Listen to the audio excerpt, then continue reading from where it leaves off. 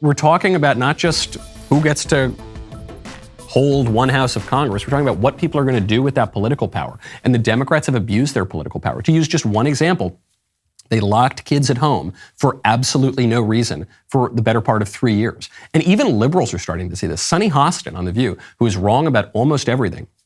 Sonny Hostin just pointed out, guys, did we kind of harm the kids for a couple of years? Over this pandemic, which is, people say it's totally over, but there are like 1,000 people dying from it still every day. I'm a little nervous because teens are in a lot of trouble. There's a mental health crisis. I've seen it in my children. They're in trouble now because they don't know how to speak to each other, and they were, out of school, and they were homebound. Good. I'm glad. Better late than never. You're starting to get that maybe when kids face statistically not a whole lot of health risk, pretty much like nothing, from this virus, and then you lock them out of school because the teacher unions want a paid vacation, and then you coop them up in their home, their development will be slowed, their education broadly will be slowed. Yeah, that's true. Their socialization will be slowed, their anxiety, their stress, even their suicidality will increase. Yeah, that's all true. Maybe that was a bad thing to do. There's this weird switch that has happened, which is, for many, many years, the sign of a demagogue was the sort of person who would say, "Won't somebody please think of the children?" You think of the church lady in The Simpsons. "Won't somebody please think of the children?" And that was a fairly reliable sign of a demagogue. However, that was back in a time when people thought of the children. That was back in a time when people really cared about the children, tried to do what was in their best interest, tried to pursue the common good, didn't only pursue their own selfish interests. Now, nobody is thinking of the children. Now it's kind of flipped. And when someone says, "Won't somebody please think of the children?" they're expressing a legitimate concern. Think about what we're doing to children. We're locking them out of school. We're chopping flesh off of their forearms and on their legs to create fake genitals. We're castrating them at very, very young ages because we're indulging that a boy can be a girl and a girl can be a boy, and we're doing that to appease the sexual fetishes of very adults. We've redefined marriage so that now we are creating children for the express purpose of denying them their mother or their father, all to appease the disordered and selfish desires of adults. We are really screwing over the kids. We really, really are. And this is a relatively new phenomenon. And it is no longer the sign of a demagogue to say, "Won't somebody please think of the children?" The conservatives have said it recently, and now even liberals like Sonny Hostin on The View are saying, hey, maybe those conservatives have a point. Maybe, is anybody thinking of the children? Maybe we should. Maybe that would be a good idea. The lack of immigration enforcement is not a bug in our system. It is a feature of the system.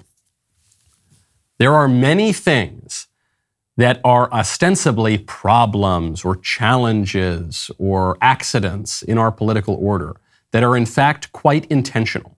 A great example of this, Black Lives Matter. The Claremont Institute just did a study. This was the Claremont Center for the American Way of Life. Love the Claremont Institute, love the Claremont Review of Books. Claremont did a study of how much money BLM has raked in. Do you know how much money these guys have made? Just from corporations. I'm not talking about grassroots money, activists, fight the man on the street. No, from just regular establishment corporations. BLM has raised $82.9 billion. Billion with a B. As a point of reference, says Claremont, $82.9 billion is more than the GDP of 46 African countries. That's how powerful BLM is. To put it in perspective, last year, the Ford Motor Company's profits were $23 billion. You could fit coming up on 4 Ford Motor Companies within the accounting books for money that BLM has made just from corporations.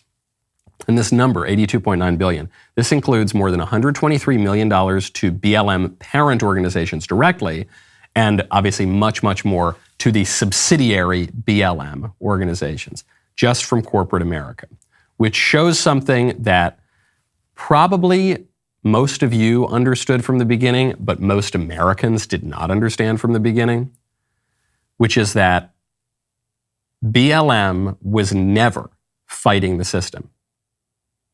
BLM is the system. It was never in opposition. They pretended they were in opposition. We're going to fight the cops. We're going to burn down the courthouses. We're going to attack the economic system by looting a bunch of sneaker stores and jewelry stores. But then what would happen? The most powerful interests in the country would bail them out.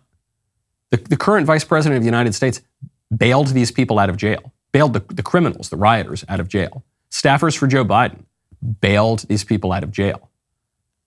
The district attorneys just wouldn't prosecute a lot of them.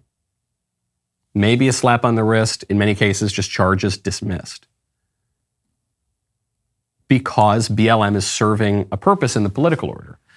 The government is still somewhat constrained by the Constitution to some degree, by the law to some degree, by optics to a larger degree, and by custom to some degree.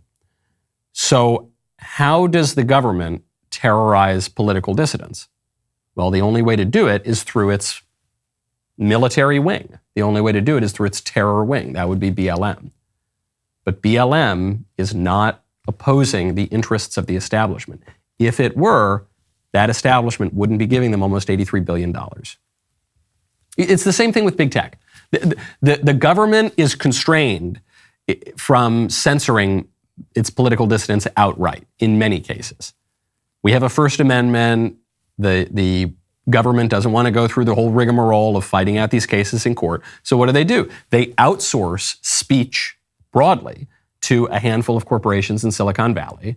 They work very closely with those corporations. The FBI has regular meetings with executives at those corporations, talks about which people the government doesn't really want to hear from, talks about which stories the government doesn't really want getting out, and then big tech does the censorship bidding for the government. So these platforms are not standing in opposition to the government, to the system. They're working in tandem. Obviously, same thing goes for the press. The press is not the brave fourth estate. We're the intrepid, courageous journalists speaking truth to power. They don't speak truth almost ever.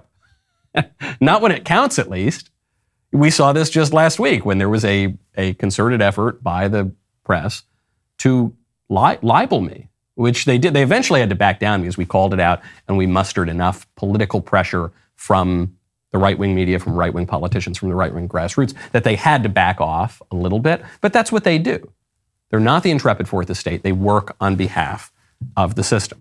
The rest of the show continues now. You don't want to miss it. Become a member and use code Knowles, Knowles, at checkout for 2 months free on all annual plans.